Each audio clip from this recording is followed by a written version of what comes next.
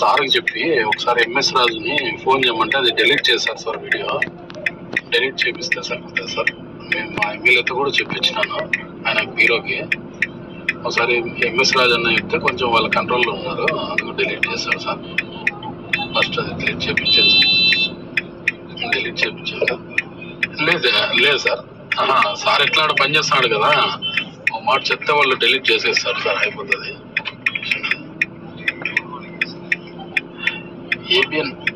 ABN sir, Andhra Pradesh ABN already మనం చెప్పినాము sir. మేడంతో చెప్పించాను, డెలీట్ చేయమని చెప్పినాము.